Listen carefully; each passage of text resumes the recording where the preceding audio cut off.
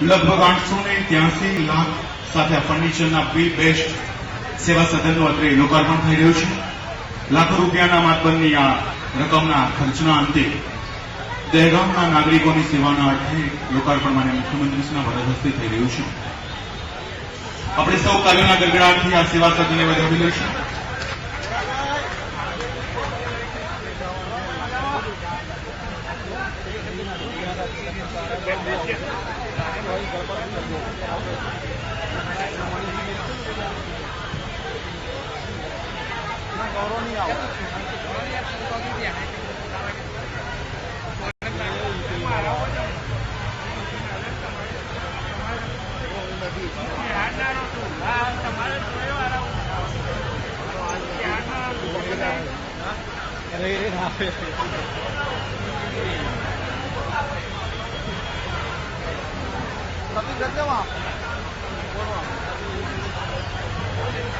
बाजू ले लेने के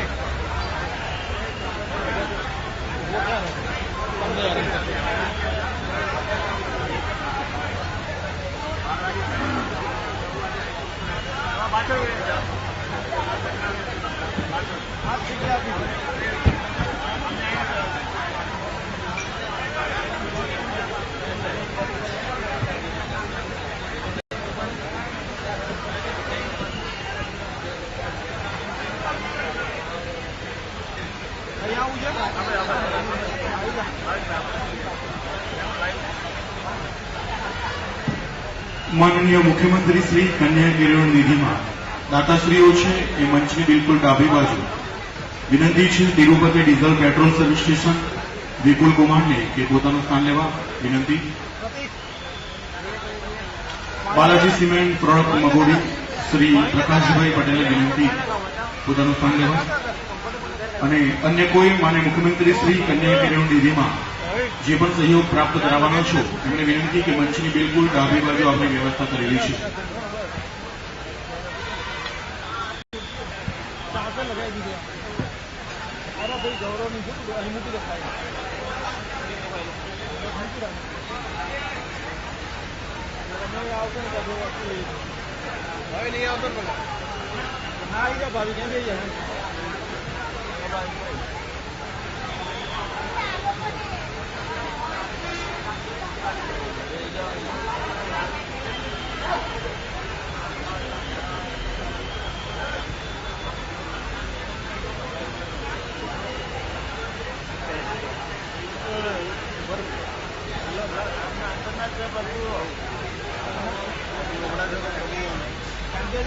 मनीष जी आते इन्फॉर्मेशन पाछला तो वही जई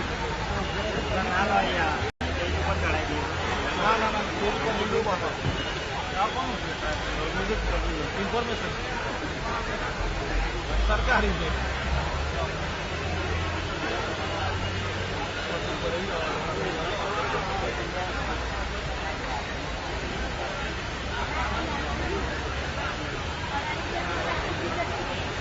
શ્રી શાંતાબેન બાબુભાઈ ગોહિલ દહેગામ કન્યા કેળવણ નિધિમાં આપનો સહયોગ છે. વિનંતી છે કે મંચની ડાબી બાજુ આપનું સ્થાન લેવા.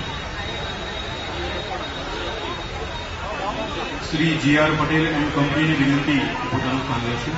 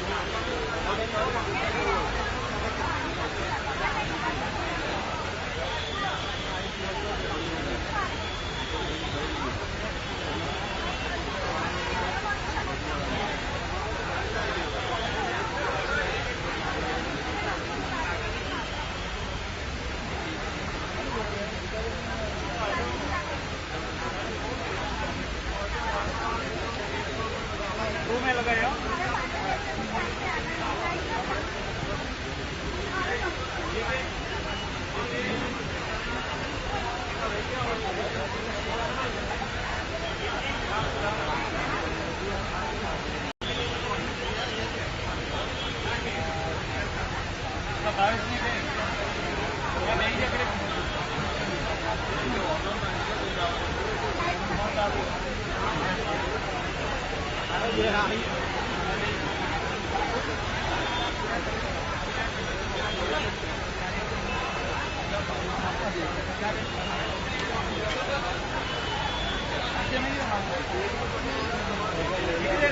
દરેક કહી દેવાનું આવે એટલે ઊભા થયો નહીં આવશે એટલે ઊભા થઈ જજો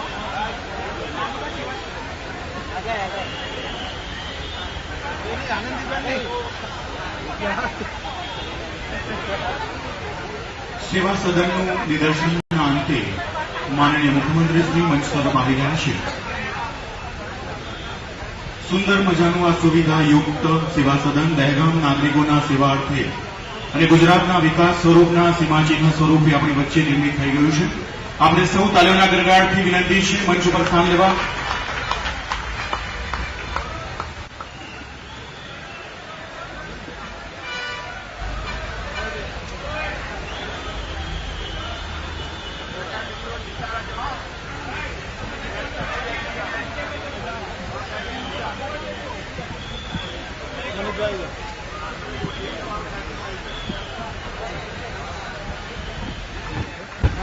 સ્વાગત છે, સુસ્વાગત છે. ગુડ મોર્નિંગ, વેલકમ, નમસ્કાર. માનનીય મુખ્યમંત્રી શ્રીમતી આનંદીબેન પટેલના વરદ હસ્તે દહેગામ તાલુકા સેવા સદનનો લોકાર્પણ સમારોહમાં મંચ ઉપર ઉપસ્થિત આપ સર્વેનું સ્વાગત કરીએ છીએ. પ્રાર્થના આત્માનો ખોરાક છે.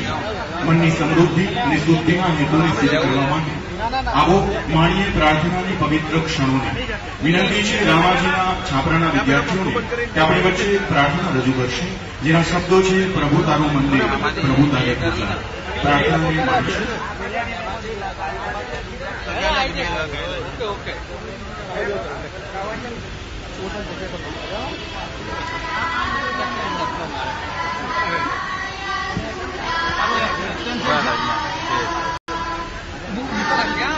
जगह नहीं आ रही है काफी रात नहीं बस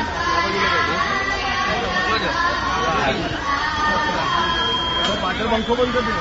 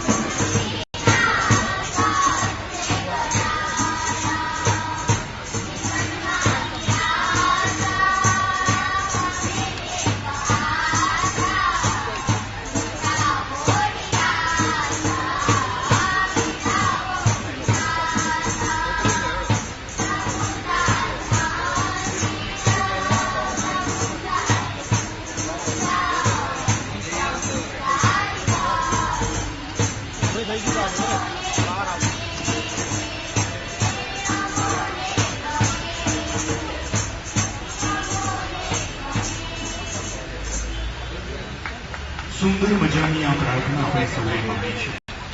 કાર્યક્રમને આગળ વધાવીએ છીએ. પ્રત્યેક જીવનના પ્રકાશપુંજને પ્રજ્વલિત કરવા માટે દીપની આવશ્યકતા રહેલી છે. પ્રત્યેક જીવનને પ્રજ્વલિત કરવા માટે પ્રકાશની આવશ્યકતા રહેલી છે. આવો આ પ્રકાશપુંજ એટલે દિશા દર્શક દીપ પ્રજ્વલિત કરી કાર્યક્રમને શુભ સંકેત પૂરો પાડીશું. વિનંતી છે ગુજરાત રાજ્યના પ્રથમ મહિલા મુખ્યપ્રધાનને કે દીપ પ્રજ્વલિત કરી કાર્યક્રમની શુભ શરૂઆત કરશો. સાથે મંત્રીશ્રીને વિનંતી કરું છું, અન્ય મંચસ્થ મહાનુભાવોને વિનંતી કરું છું કે દીપ પ્રજ્વલિત કરી આ દિશા દર્શક પ્રકાશ પુંજને આપણા જીવનને પ્રજ્વલિત કરવા માટે પ્રજ્વલિત કરશું. બેટરી બદલવી પડશે, 2 પોઈન્ટ થઈ જાય. આ બીટ પડતા પછી નવી લાગે છે. અરે યાર લાઈવ જેમ આપી દઈશું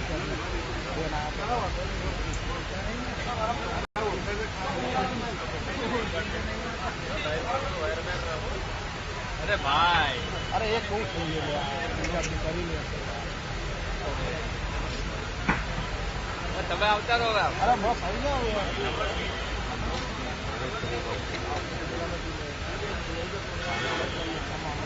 તમે આવી જજો, તમે આવી જાઓ. આપણે સૌ તાલીઓના ગડગડાટથી આ જીવનના વિકાસ સ્વરૂપ આ દીપને વધાવી લઈશું.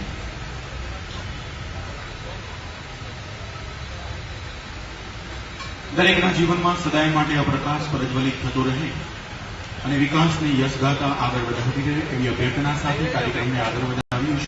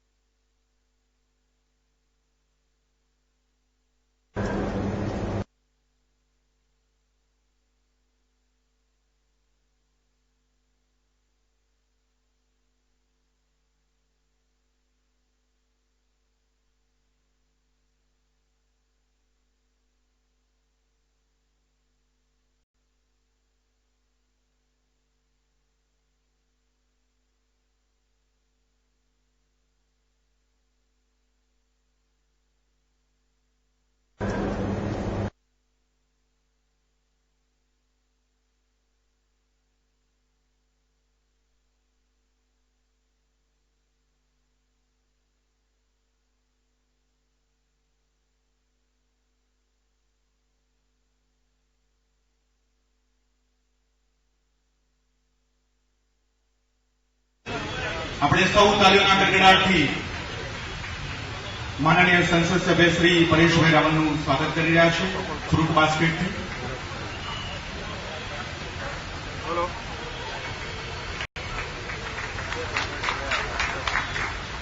ત્યારબાદ માનનીય અશોકભાઈ ભાવસાર સાહેબ, ચેરમેન શ્રી ગુડા, આપનું સ્વાગત કરવા માટે વિનીતસિંહ રોડ, મામલતદાર શ્રી દહેગામને વિનંતી છે. हेलो ठीक है ओके ओके તાલુકા પંચાયત પ્રમુખ શ્રી રમણજી ઠાકોર આપણી વચ્ચે ઉપસ્થિત છે. તેમનું સ્વાગત કરવા માટે નાયબ કલેક્ટર શ્રી ગુણવંતસિંહને વિનંતી છે.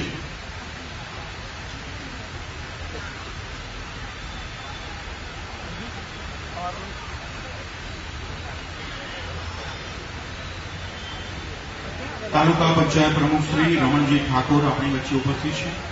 એમનું સ્વાગત કરવા નાયબ કલેક્ટર શ્રી ગુણવંતસિંહ સોલંકીને વિનંતી છે. તાલીઓના ગડગડાટથી સ્વાગત કરીશું. જિલ્લા ભાજપા પ્રમુખ શ્રી નૈલેશભાઈ શાહ ઉપસ્થિત છે.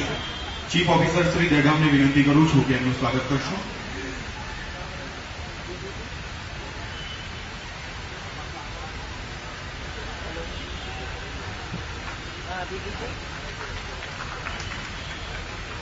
દહેગામ તાલુકા અને શહેર ભાજપા સંગઠન વતી શ્રી ચંદ્રેશભાઈ પટેલ, નાગજીભાઈ, વિમલભાઈ અમી, મનીષભાઈ, અમરસિંહભાઈ, બિપિનભાઈ અને કમલેશભાઈ માનનીય મુખ્યમંત્રીશ્રીનું ફૂલહારથી સ્વાગત કરવા માંગે છે.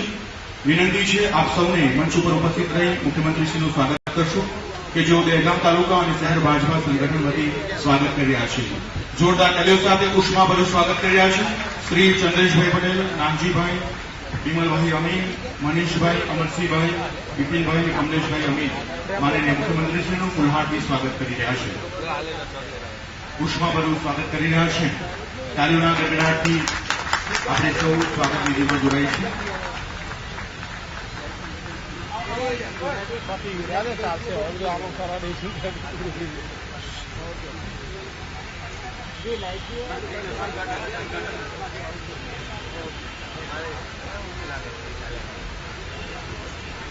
આભાર આપ સર્વેનો.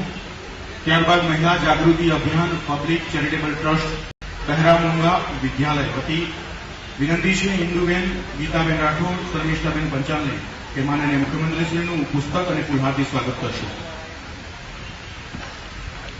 મહિલા જાગૃતિ અભિયાન પબ્લિક ચેરિટેબલ ટ્રસ્ટ માનનીય મુખ્યમંત્રીશ્રીનું પુસ્તક અને ફૂલહારથી સ્વાગત કરી રહ્યા છે.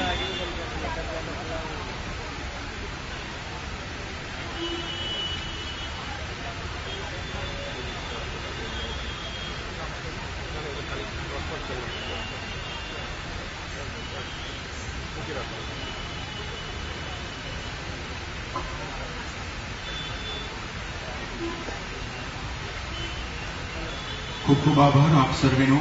અને અન્ય મંચસ્થ મહાનુભાવોનું બાળાઓ દ્વારા સ્વાગત કરવામાં આવશે. કાર્યક્રમને આગળ વધાવ્યો છે. ગુજરાતના વિકાસના સીમાચિહ્ન સ્વરૂપ દહેગામ તાલુકા સેવા સદનનું આજે લોકાર્પણ સમારંભ છે. તદ્દન નવીન સુવિધાઓથી સજ્જ આ સમારંભમાં આપણે સૌ તાલીઓના ગડગડાટથી વિનંતી કરીએ છીએ સાંસદ સભ્ય શ્રી પરેશભાઈ રાવલ સાહેબને એમના માર્ગદર્શન ઉદબોધન માટે.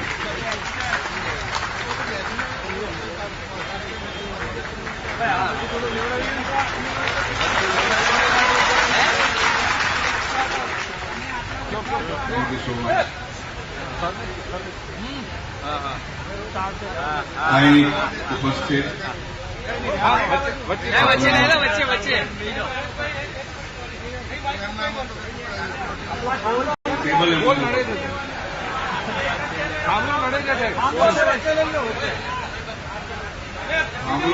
સાહેબ આપની બધું ઊભું છે એમ કે પ્રેમમાં આવે છે ને પ્રેમમાં આવે છે ને ખાલી બરોબર આવે છે. વચ્ચે લઈ લેતો વચ્ચે લેવડાયેલો ને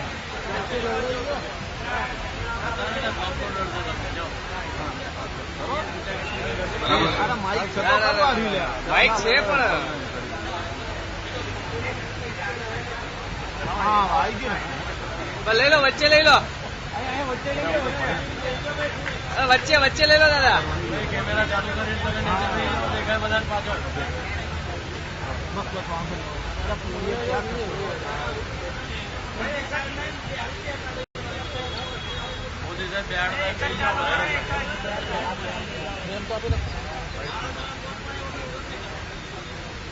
મિત્રો અહીં ઉપસ્થિત આપણા ખૂબ લોકલાડીલા માનનીય અને કર્મઠ આપણા મુખ્યમંત્રી શ્રી આનંદીબેનજી, આપણા મંત્રી સાહેબ નીતિનભાઈ પટેલ, જિલ્લા પંચાયતના પ્રમુખ હિનાબેન, નૈલેશભાઈ શાહ, આપણા હુડાના ચેરમેન અશોકભાઈ ભાવસાર, રમણજી ઠાકોરભાઈ, ગણેશભાઈ, માજી ધારાસભ્ય શ્રી કલ્યાણસિંહજી, નગરપાલિકા, તાલુકા પંચાયત, જિલ્લા પંચાયતના સભ્યો અને અહીં ઉપસ્થિત પાર્ટીના કાર્યકર્તા કે જેમના પુરુષાર્થથી, જેમની મહેનતથી, જેમના સપોર્ટથી હું અહીં આપની સમક્ષ ઉભો છું, એવા મારા વાલા કાર્યકર્તાઓ, હું બહુ જ ટૂંકામાં બતાવીશ. પહેલા તો હું ખરેખર મારી જાતને બહુ ભાગ્યશાળી સમજુ છું કે મારા કાર્યાલયનું ઉદ્ઘાટન પણ શ્રી આનંદીબેને કરેલું એમના વરદ હસ્તે, અને આજે મારી કોન્સ્ટિટ્યુન્સીની અંદર પણ આ સેવા સદનનું ઉદ્ઘાટન પણ શ્રી આનંદીબેને કર્યું. એના માટે હું ખરેખર મારી જાતને ભાગ્યશાળી અને ગૌરવશાળી માનું છું. અને સાથોસાથ હું એ ખાતરી આપવા માંગુ છું આનંદીબેનને પણ અને આપ સૌને પણ કે મારા ખભે, મારા માથે જવાબદારીઓ વધતી જાય છે. કારણ કે મુખ્યમંત્રીશ્રી જ્યારે આવીને કાર્યાલયનું ઉદ્ઘાટન કરે ત્યારે એનો મહિમા હું સમજુ છું, એની ગરિમા હું સમજુ છું. અને સાથોસાથ જે નિર્દેશ કરવામાં આવ્યો છે કે અમે તો કાર્યાલયનું ઉદ્ઘાટન કરી આપ્યું, હવે તમારે કામ કરવાનું છે, એ હું બહુ સારી રીતે સમજુ છું. અને હું ખાતરી આપવા માંગુ છું કે કામ થશે, ચોક્કસ થશે.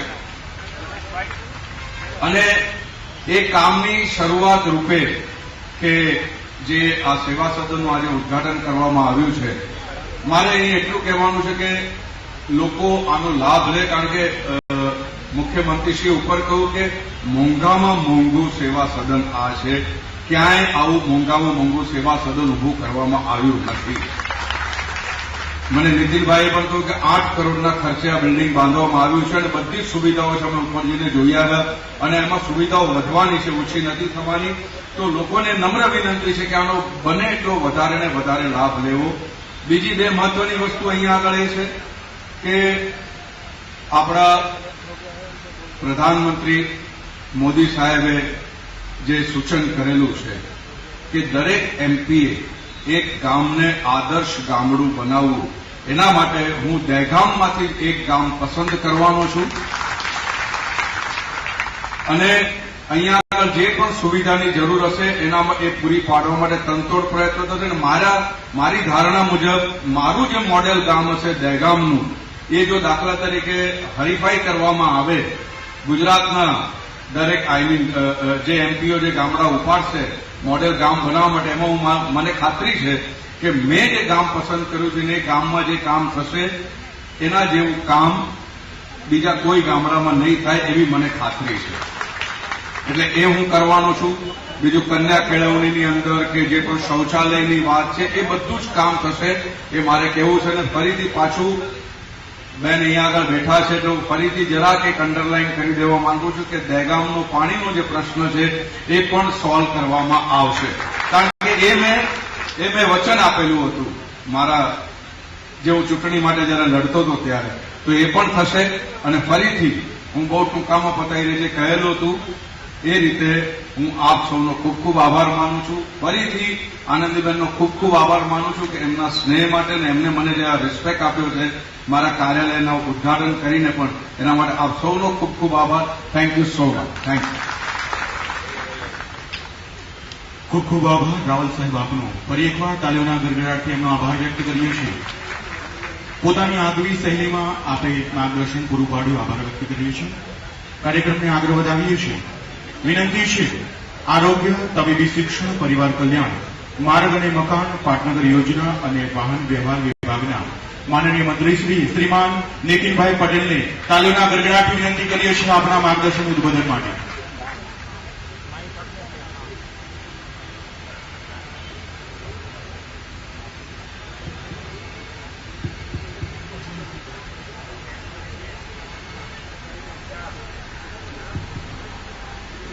ભારત માતા કી 5 જણા બોલ્યા.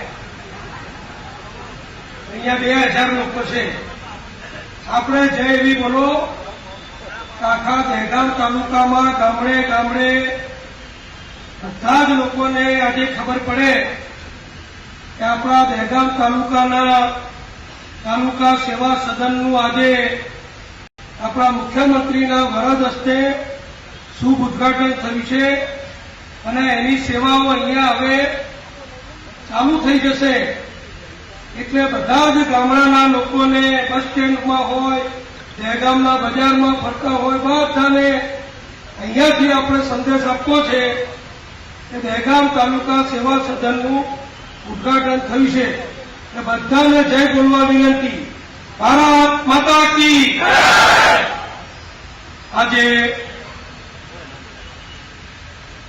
લગભગ 100 વર્ષ જૂનું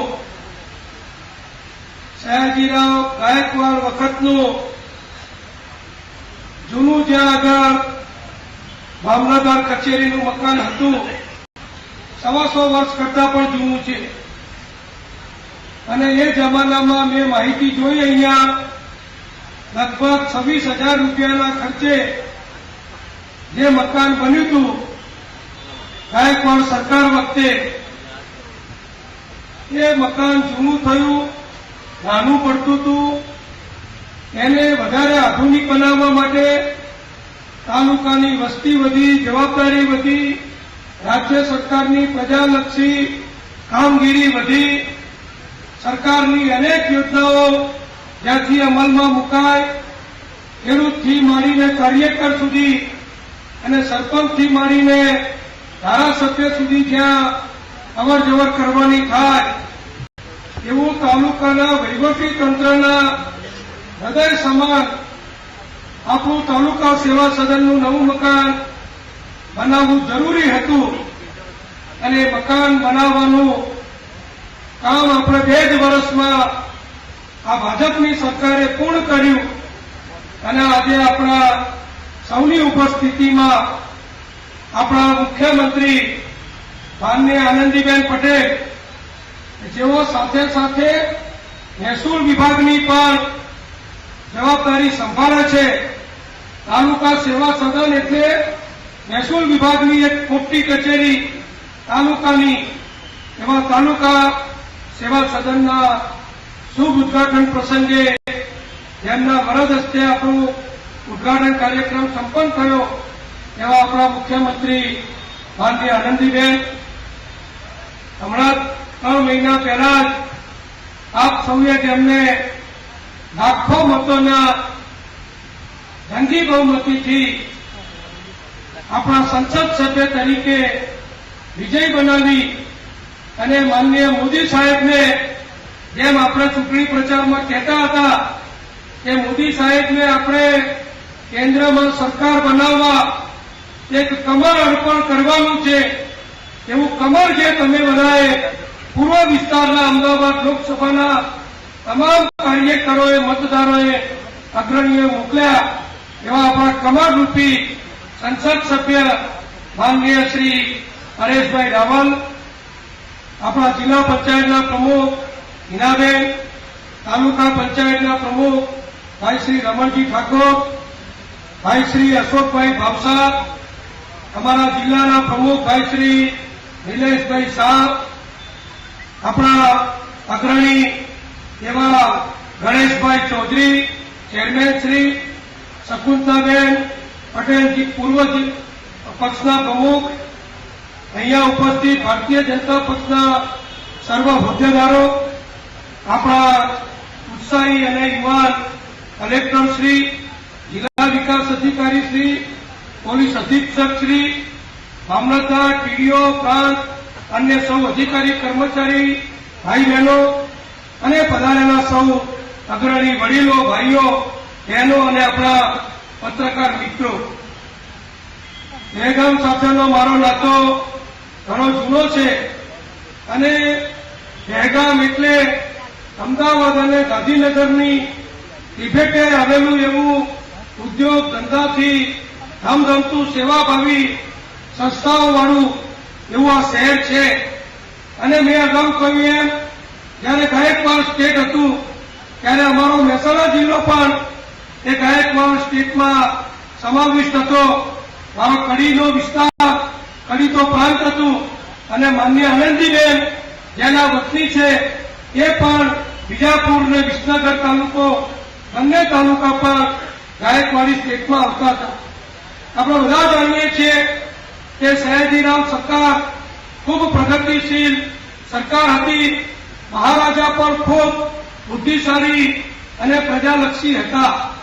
આપણે બધા એનાથી પણ વધુ સદભાગી છીએ કે આપણે જયારે આઝાદી મળી, લોકશાહી આવી અને વર્ષો પછી ગુજરાતમાં આપણને એક એવા મુખ્યમંત્રી મળ્યા હતા જે સર સયાજીરાવ ગાયકવાડની જેમ પ્રજાની વચ્ચે રહી, પ્રજાની જરૂરિયાતો, પ્રજાના દુઃખ દર્દ અને પ્રજાના સુખમાં જેઓ સતત ભાગીદાર થાય એવા આપણા માન્ય નરેન્દ્રભાઈ જયારે મુખ્યમંત્રી હતા ત્યારે આપણા અત્યારના મુખ્યમંત્રી માનનીય આનંદીબેન માર્ગ, મકાન અને મહેસૂલ વિભાગ બંને વિભાગની એમની જવાબદારી હતી અને એ વખતે આ 8.5 કરોડ રૂપિયાના ખર્ચને આ સેવા સદનનું મકાન મંજૂર થયેલું અને આજે એનું આપણે પ્રજાને લોકાર્પણ પણ કરીએ છીએ.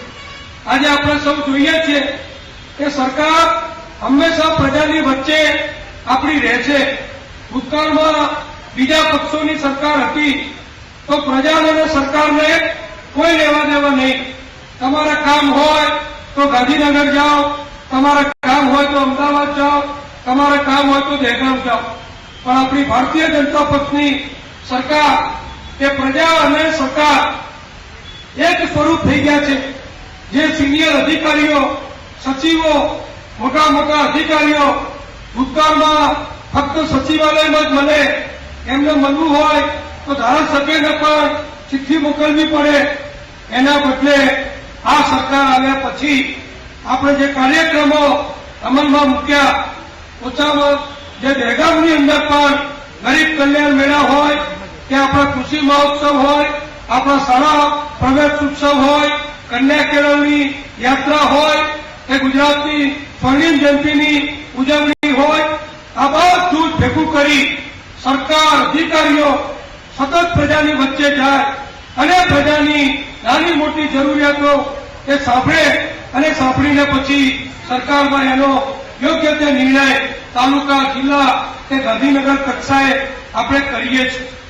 અને આ બધું જ જ્યારે સરસ ચાલતું હોય ત્યારે પ્રજા પણ ગુજરાતની આનું કામગીરીનું મહત્વ સમજે છે અને એ કામગીરીના મહત્વ સમજ્યાના કારણે ગુજરાતમાં 1995 થી શરૂ કરીને આજે સતત 2014 સુધી ભારતીય જનતા પક્ષની સરકારો આવી છે અને એમાં પ્રજાના અનેક કામો, ગરીબમાં ગરીબ માણસનું કામ હોય, ઉદ્યોગ, ધંધા, વેપાર, કેળવણી, શિક્ષણ, આરોગ્ય, પીવાનું પાણી, સુજલામ સુફલામ, ખેડૂતોનું કામ, વીજળીનું કામ, જેટલું તમે વિચારો એ બધું જ કામ આપણી સરકારે કર્યું છે.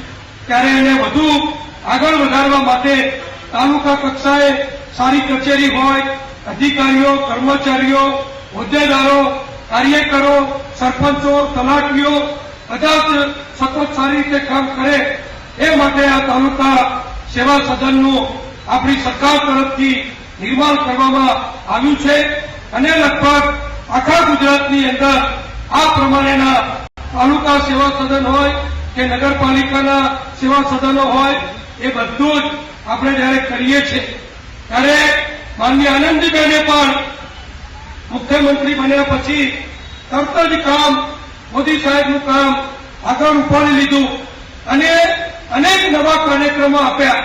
તમે અહીંયા જોયું, હજુ તો છાપડી પડી છે. પહેલા આપણે બુકેથી, ફૂલહારથી 500 રૂપિયાનો બુકે હોય, 500 રૂપિયાનો ગુલાબનો મોટો હાર હોય, એનાથી સન્માન કરીએ અને પછી સન્માન પતી જાય બાજુમાં મુકાઈ જાય, એનો કોઈ બીજો ઉપયોગ ના થાય. માન્ય આનંદીબેને નક્કી કર્યું કે ગુજરાતની અંદર ગરીબોના બાળકો, કુપોષિત માતાઓ, કુપોષિત બાળકોને આપણે કેવી રીતે અલગ અલગ રીતે મદદ કરી શકીએ. સરકાર તો અનેક યોજનાઓ આપણે ચલાવીએ છીએ પણ અમારી હાજરીમાં મંત્રીશ્રીઓ હોય, હોદ્દેદારો હોય, અધિકારીઓ હોય તો શું પ્રેરણા આપીએ, શું માર્ગદર્શન આપીએ પ્રજાને અને ગરીબો માટે, કુપોષિત બાળકો માટે, આંગણવાડીના બાળકો માટે શું કરીએ તો ફાયદો થાય. અને આ છાબડી એ એનું એક પ્રતીક છે. મુખ્યમંત્રીશ્રીએ આનંદીબેને મુખ્યમંત્રી બન્યા પછી પહેલી જ કેબિનેટમાં એમણે જાહેર કર્યું કે હવે આપણે કોઈ પણ સરકારી કાર્યક્રમ હશે તો બુકેથી કે ફૂલહારથી નહીં, પછી કોઈ લઈને આવે ખાનગી સંસ્થા એ અલગ વાત છે, પણ ફળફળાદી હોય, સુખડી હોય, મગ હોય કે આવું બધું પૌષ્ટિક આહાર હોય એનું અહીંયા તમે અમને એની ટોપલી એની છાબડી આપીને સ્વાગત કરો. અને અત્યારે આ છાબડીઓ પછી આંગણવાડીની બહેનોને અહીંયા આપી દેવામાં આવે અને આંગણવાડીની બહેનો આંગણવાડીમાં જઈ જે નાના નાના ભૂકા 3 વર્ષની 4 વર્ષની ઉંમરના જે આંગણવાડીમાં ભણતા હોય એમને આ ફળફળાદી કેળા, સફરજન કે સુખડી કે જે પણ ભેટ તમે આપ્યું હોય એ બાળકોને આપીએ તો બાળકોને નાસ્તો કરાવવાનો પણ આનંદ થાય, સંતોષ થાય અને ખૂબ ઓછી બાળકોને એક સુખડીનો ટુકડો મળે, ફળફળાદી મળે તો એના પોષણમાં પણ વધારો થાય. આવું એક માનવતાવાળું કામ પણ આપણી સરકારે મુખ્યમંત્રી આનંદીબેને શરૂ કર્યું. એ પછી જોઈએ તો ગતિશીલ ગુજરાત સરકારને સતત દોડતી રાખવી પડે. સરકાર કોઈ દિવસ સંતોષ ન માની શકે, સરકાર કોઈ દિવસ આરામ ન કરી શકે કે હવે બધું થઈ ગયું, નર્મદાની મંજૂરી મળી ગઈ, કેનાલો ચાલુ થઈ ગઈ, વરસાદ સારો આવી ગયો, જ્યોતિગ્રામ થઈ ગયું, હવે આપણે બહુ થઈ ગયું. એવું ના હોય સરકારમાં. સરકારમાં તો સતત પ્રગતિ ને પ્રગતિ. એ કામ આપણે ઉપાડવું હોય તો અધિકારીઓને, કર્મચારીઓને, હોદ્દેદારોને કાર્યક્રમ આપવા પડે, આયોજન આપવું પડે. અને મુખ્યમંત્રીએ, સરકારે અમે નક્કી કર્યું કે ગતિશીલ ગુજરાતનો 100 દિવસનો કાર્યક્રમ, લાંબો નહીં, 100 દિવસના લક્ષ્યાંક સરકારે નક્કી કર્યા. એમાં જુદા જુદા પેરામીટર્સ આપણે રાખ્યા છે.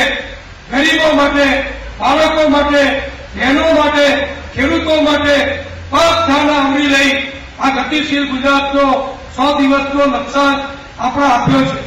હવે કોઈ ગરીબના ઘેર સંડાસ હોય કે ના હોય એની ભૂતકાળમાં કોઈ સરકારે ચિંતા કરી નહોતી.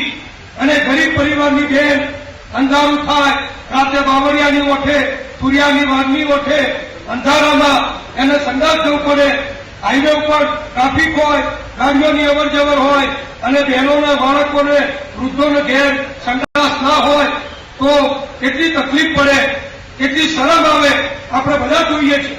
ક્યાંક હાઈવે ઉપર મોટર લઈને જતા હોઈએ તો એક બેન બેઠી હોય, ના છૂટકે એના ઘેર શૌચાલય ના હોય તો જેવી મોટરની લાઈટ પડે બેનને ઊભું થઈ જવું પડે, પાછી મોટર જાય, પાછી બેસે, એટલામાં બીજી કોઈ મોટર આવે તો તમે સમજી શકો છો.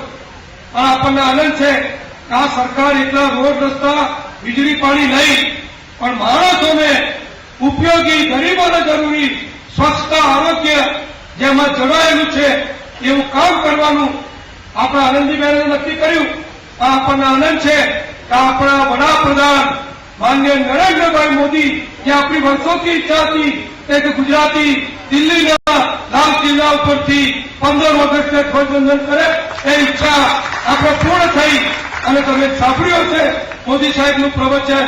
મોદી સાહેબે ઘણી વાતો કરી, પણ ગરીબો માટે શૌચાલય બનાવવું, ગરીબોના ઘેર પીવાનું ચોખ્ખું પાણી આપવું, ગરીબોના બાળકને પોષક આહાર આપવો, આ બધું જ કામ મોદી સાહેબે પણ આખા દેશને જયારે સોંપ્યું હોય તો આપણી સરકારે પણ આપણે ગતિશીલ ગુજરાતમાં મહાત્મા ગાંધી સ્વચ્છતા મિશનમાં બધું જ આપણે લક્ષ્યાંક રાખ્યું છે કે ગુજરાતમાં પણ કોઈ ગરીબનું ઘર એ શૌચાલય વિહોણું, સંડાસ વગરનું ના રહે.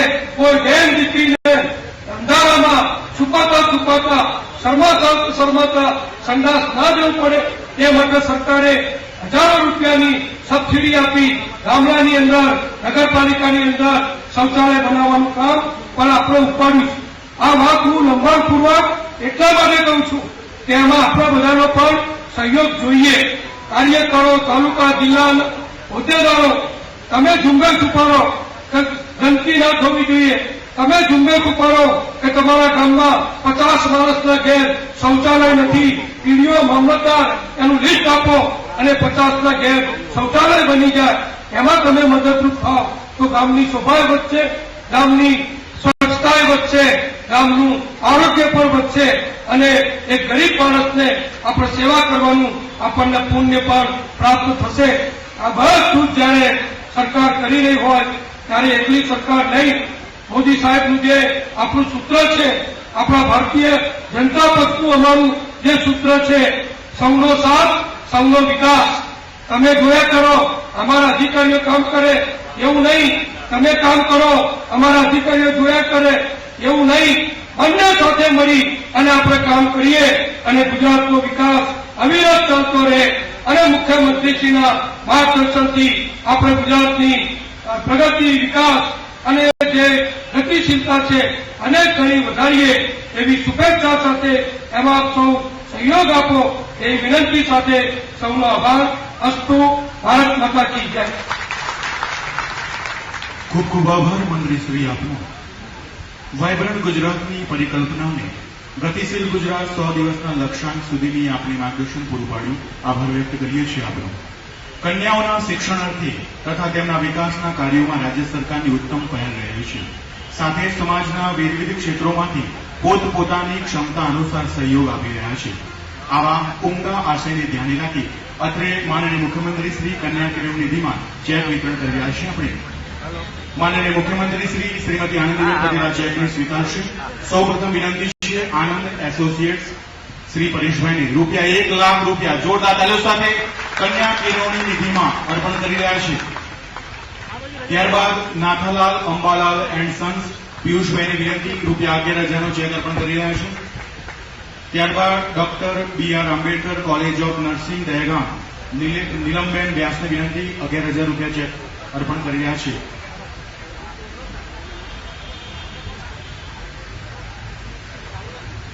ત્યારબાદ શ્રીજી કોલ્ડ સ્ટોરેજ ખાનપુર ₹11,000નો ચેક અર્પણ કરી રહ્યા છે. Shri Kamal ice and cold storage ₹11,000નું ચેક અર્પણ કરી રહ્યા છે. એમએનસા ₹11,000. ગુણવંતભાઈ બારોટ ચેરમેન શ્રી નાગરિક સહકારી સરાફી મંડળી ₹11,000નો ચેક અર્પણ કરી રહ્યા છે. મારુતિનંદન પેટ્રોલિયમ ₹11,000નો ચેક અર્પણ કરી રહ્યા છે. JR પટેલ એન્ડ કંપની ₹11,000નો ચેક અર્પણ કરી રહ્યા છે.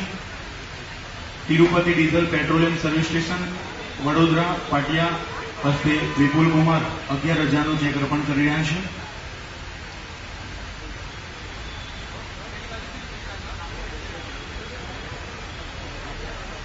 અને અંતે શાંતાબેન બાબુભાઈ ગોહિલ દહેગામ ₹5,151નો ચેક અર્પણ કરી રહ્યા છે.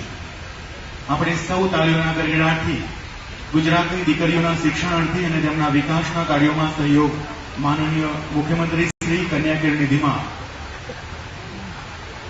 યથાયોગ્ય શક્તિ પ્રમાણે સહયોગ પૂરો પાડી રહ્યા છે.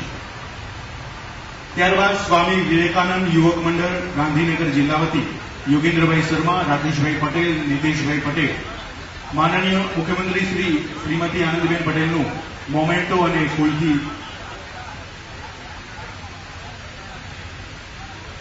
સ્વામિનારાયણ. આપણે સૌ તાલીઓના ગરગડાટથી તત્વજ્ઞાનનું સીમાચિહ્ન એટલે વિવેકાનંદની મોમેન્ટો માન્ય મુખ્યમંત્રીશ્રીને આ મંડળ છે ગાંધીનગરમાં યુવાનો પ્રત્યે અનેક પ્રકારની પ્રવૃત્તિઓમાં જોડાયેલું છે.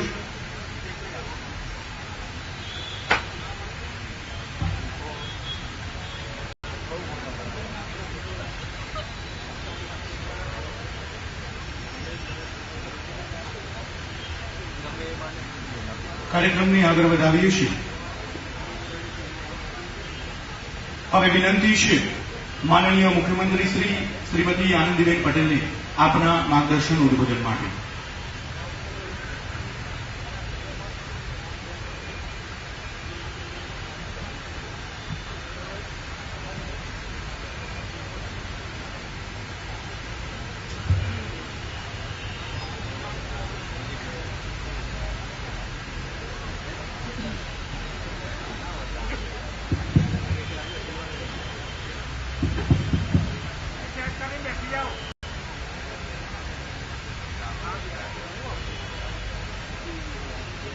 ભારત માતા કી કામથી સંતોષ નથી? ભારત માતા કી ભારત માતા કી દહેગામ તાલુકા સેવા સદનના ઉદ્ઘાટન પ્રસંગે મારા મંત્રીમંડળના આરોગ્ય મંત્રી ભાઈ શ્રી નીતિનભાઈ, આ વિસ્તારના લોકપ્રિય સાંસદ ભાઈ શ્રી પરેશભાઈ, જિલ્લા પંચાયતના પ્રમુખ જય શ્રી હિનાબેન, નૈલેશભાઈ ભારતીય જનતા પાર્ટીના પ્રમુખ, તાલુકા પંચાયતના પ્રમુખ શ્રી રમણજીભાઈ, ગુડાના chairman Shri Ashokbhai, collector Shri Ravishankarji, DDO Victor Macwan, અન્ય ઉપસ્થિત સૌ ભારતીય જનતા પાર્ટીના પદાધિકારી ભાઈ બહેનો, મારા વિભાગના સૌ અધિકારીશ્રીઓ, સમાજના સૌ આગેવાનો, ભાઈઓ અને બહેનો,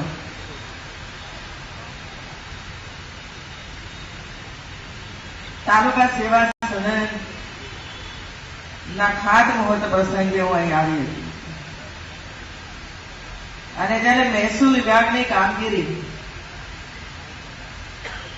નરેન્દ્રભાઈએ જયારે મને સોંપી ત્યારે સૌથી પહેલી વિઝિટ મામલતદાર ઓફિસની મેં દહેગામની કરી હતી અને જાણવા માટે કર્યું હતું કે આ બધું મારા માટે નવું હતું. શિક્ષણ મારા માટે નવું નહોતું, પણ મહેસૂલ એ મારા માટે નવું હતું અને એટલા માટે મહેસૂલી કામગીરી કલેક્ટર કચેરીમાં, મામલતદાર કચેરીમાં અને વિભાગમાં કઈ રીતે ચાલતી હોય છે એ જોવાનો અને એનો અભ્યાસ કરવાનો હોય છે અને એટલા માટે પહેલી મુલાકાત દહેગામની મેં લીધી હતી. પણ જોયા પછી એવું લાગ્યું કે અહીં આવવા જેવું જ નહોતું. એવી સ્થિતિ મામલતદાર ટોટલ કચેરીની હતી. એકલો મકાન નહીં, 40% તો ગેરહાજર જ હતા. એટલે અહીં નહીં, એમના ઘેર હશે કદાચ, ક્યાંક બીજે હશે, પણ અહીં નહોતા. ફાઇલોના ઠેકાણા નહોતા. આ બધું ઘણું મેં જોયું હતું. જ્યાં ફાઇલોના ઢગલા પડ્યા હતા ત્યાં તો બાબા જ હતા, અંદર જઈ ના શકાય એવી સ્થિતિ હતી. અને ત્યારે જઈને મેં વિચાર કર્યો કે દહેગામ તાલુકામાં સંપૂર્ણપણેની સુવિધા ઉપલબ્ધ બની શકે એવી કચેરી આપવી જોઈએ અને એટલા માટે તાલુકા સેવા સદન કે જેની અંદર તાલુકાની તમામ કચેરીઓ એક જ સ્થાન ઉપર આવે એવું એક સુંદર ભવ્ય મકાન તમને બાંધીને આપ્યું અને આજે એનું આપણે લોકાર્પણ કરીશું. આ એટલું મકાન નથી રહેવાનું મિત્રો, પરંતુ મહેસૂલી કામગીરી આખા તાલુકાની અહીં થવાની છે અને બધા ઓફિસો મકાન હશે કે જે હશે તે બધી જ ઓફિસો આ મકાનની અંદર શિફ્ટ થશે, જેથી કોઈ પણ વ્યક્તિ એક બે કામો લઈને આવે ત્યારે એના કામ એક જ જગ્યાએ થઈ જાય છે, ક્યાંય એને જવું ન પડે. જે રીતે મહેસૂલી કામગીરીમાં આપણે ટેકનોલોજીનો ઉપયોગ કરી રહ્યા છીએ, પેપરલેસ કચેરીઓ કેવી રીતે બની શકે એ દિશામાં આપણે આગળ વધી રહ્યા છીએ. કોઈ કાગળનો ઉપયોગ નહીં, બધું જ કામકાજ માત્ર ને માત્ર કોમ્પ્યુટર ઉપર થાય, ઓનલાઈન થાય અને એની ઘણી બધી કામગીરી આપણે શરૂ કરી છે. હું થોડાક સમય પછી દરેક કચેરીની અંદર કેટલો ટેકનોલોજીનો ઉપયોગ થઈ રહ્યો છે, પ્રાંતમાં કેટલો થાય છે, કલેક્ટરમાં કેટલું પહોંચ્યું છે અને મામલતદાર કચેરીમાં કેટલું કામનો આરંભ થયો છે એની એક સમીક્ષા બેઠક સમય હું કરતી રહેવાની. આપણે એક અભિગમ અપનાવ્યો અને છેલ્લા 6-8 મહિનાની અંદર ઘણા બધા ફેરફાર આપણે આપણા મહેસૂલ વિભાગની અંદર કર્યા છે. કારણ કે હું જાણું છું મિત્રો, ખેડૂત સીધો જમીન સાથે સંકળાયેલો છે અને જમીનની 1 ઇંચ જમીન પણ આગી પાછી થાય તો ધારિયા ઉડતા હોય છે. અને એટલા માટે એનું રેકોર્ડ અદ્યતન બનાવવું જોઈએ. દરેક ખેડૂતની પાસે પોતાનો સાતબાર નંબર 7 અને નંબર 12, 8 એ બધું હાથવગું હોવું જોઈએ. ઓનલાઈન એને પ્રાપ્ત થાય એ પ્રકારની વ્યવસ્થા હોવી જોઈએ. અને રીસર્વેની કામગીરી કરીને દરેકે દરેક ખેડૂત નો નંબર 7 એના સંપૂર્ણ ચારે દિશા સહિત એનો આકાર કેવો છે સહિત એની અંદર કેટલું ક્ષેત્રફળ છે, કોના નામ છે, આ બધું જ કામ આપણે લગભગ ગાંધીનગર જિલ્લાનું પૂરા કરવાના આરે આવીને ઉભા છે. અને એટલા માટે અદ્યતન અને રેકોર્ડ, ડિજિટલ રેકોર્ડ તમને પ્રાપ્ત થાય અને સમગ્ર રાજ્યની અંદર આ કામ પૂર્ણ થાય એ દિશામાં આપણે આગળ વધી રહ્યા છીએ. આપણે ફાઇલ ટ્રેકિંગ સિસ્ટમ ઉભી કરી છે. અહીં પણ કરી છે કે નહીં મને ખબર નથી. ફાઇલ ટ્રેકિંગ સિસ્ટમનો મતલબ હું એ કરું છું અને ઘણા બધા જિલ્લાઓમાં એ શરૂ થયો છે. કોઈ પણ અરજદાર આવે એટલે સીધો માત્ર એને એક જ ઓફિસનો દરવાજો ખોલવાનો, એને પોતે પોતાનો અરજી માત્ર ત્યાં આપી દેવાની અને અરજી આપ્યા પછી એ અરજી કયા કયા ટેબલ ઉપર ફાઇલ બનતી છેલ્લે કલેક્ટર સુધી પહોંચે એની સમય મર્યાદા નિશ્ચિત કરવામાં આવી છે. કે આ ટેબલ ઉપર 2 દિવસ, આ ટેબલ ઉપર 4 દિવસ, આ ટેબલ ઉપર 5 દિવસ અને આટલા સમયની અંદર એનું કામ પૂર્ણ થવું જોઈએ એ પ્રકારની ફાઇલ ટ્રેકિંગ સિસ્ટમ આપણે ઊભી કરી છે. અહીં કેટલું કામ થયું છે એ મને ખબર નથી, પરંતુ આના પછીની મારી મીટિંગ છે એ મીટિંગની અંદર આ વિષય આવશે જ. એટલે દરેક અધિકારીએ પોતાનો જવાબ એની અંદર આપવો પડશે કે અમે કેટલું કામ કરીશું. બીજું, તમે એને માટે આવો છો યા પ્રીમિયમ માટે આવો છો અને પ્રીમિયમ માટે જયારે આવો છો ત્યારે 8-10 જેટલા પુરાવા તમારે આપવા પડે છે, એની સાથે જોડવા પડે છે. આમ તો અમારો જીઆર એવો છે કે અધિકારીઓએ પોતે જ માર્ગ મકાનનો અભિપ્રાય અધિકારીએ જ મોકલી આપવાનો છે. કેનાલનો અભિપ્રાય લેવાનો હોય તો એના અધિકારીએ જ મોકલી આપવાનો છે, પણ વાસ્તવમાં એવું થતું નથી. પરંતુ અરજદાર પોતે જ જુદા જુદા વિભાગોમાં જઈને એનું સર્ટિફિકેટ લઈ આવે છે, એના જે આધાર પુરાવા લઈ આવે છે. અને એને કારણે શું થાય છે એ મને ખબર છે. અને એટલે આપણે જનસેવા કેન્દ્રના માધ્યમ દ્વારા તમે માત્ર એક જગ્યાએ અરજી તમારી આપી દો. જનસેવા કેન્દ્રની અંદર એક ટેબલ હશે, જે ટેબલમાં તમારી પાસે જેટલા પુરાવા છે એટલા પુરાવા તમે ત્યાં આપી દો. કોઈની જગ્યાએ કોઈ પણ અધિકારી પાસે જવાની જરૂર નથી. જનસેવા કેન્દ્રના માધ્યમ દ્વારા જે પુરાવાની આવશ્યકતા હશે એ જનસેવા કેન્દ્રના માધ્યમ દ્વારા મેળવી લેવાશે અને તમારી ફાઇલ સાથે એટેચ કરી દેવામાં આવશે. અને ત્યાર પછી ફાઇલ આગળ વધશે. એટલે પ્રીમિયમ, અને હવે પ્રીમિયમ તો ગણતરી કરવામાં કોઈ તકલીફ નથી પડતી આપણને, કારણ કે જંત્રી પ્રમાણે પ્રીમિયમ ગણી અને એને ભરી દેવાનું હોય છે. આ જિલ્લાઓમાં શરૂ થયું છે. અહીં કેટલું થયું છે કે નથી થયું એની સમય મર્યાદા નિશ્ચિત કરીને આપણે આગળ વધીશું. બીજો એક મહત્વનો નિર્ણય થોડાક જ સમયમાં મેં ચર્ચા વિભાગ સાથે કરી છે, પણ ફાઇલ ચાલે છે. થોડાક સમયમાં એ પણ આપણે કામ પૂર્ણ કરીશું.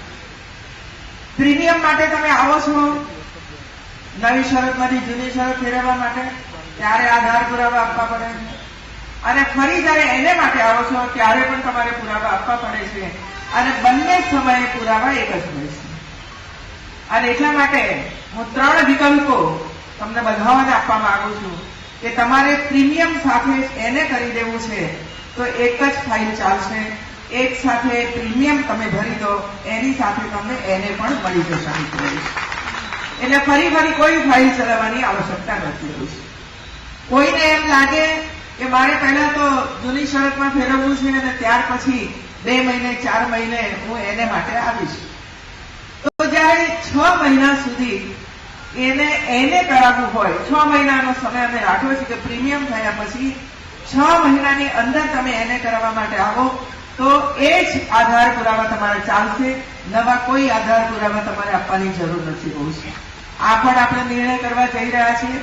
અને ત્રીજો વિકલ્પ છે કે જૂની શરત થયા પછી તમારે એને તાત્કાલિક 6 મહિનાની અંદર નથી કરાવવું, પરંતુ 6 મહિના પછી કરાવવું છે તો તમારે બધા પુરાવા ફરીથી લાવીને આપવા પડશે. આ 3 વિકલ્પો ની જાણકારી થોડાક સમયમાં અમારા અધિકારીશ્રીઓને મળી જશે, જેથી કરીને આ ઝંઝટમાંથી તમારી મુક્તિ થશે અને અમારી મુક્તિ થઈ જશે. આ 2 બાબતો. હવે ત્રીજી બાબત એ છે કોઈ પણ ખેડૂત અથવા કોઈ પણ વ્યક્તિ જયારે પોતાની જમીન વેચે છે, ખેડૂતને વેચવી જોઈએ અને ખેડૂત ખરીદી શકે, પણ કોઈને કારખાનું કરવું છે અને એ જમીન લે છે કોઈની પાસેથી, તો એ વિષય આખો જુદો છે મિત્રો. પરંતુ એક જણ બીજાને જમીન વેચે છે, એ બીજો ત્રીજાને વેચે છે, ત્યારે વચ્ચે ખેડૂત ન હોય એ જમીન ખરીદી લે છે, ખેડૂત ના હોય એ જમીન ખરીદે છે.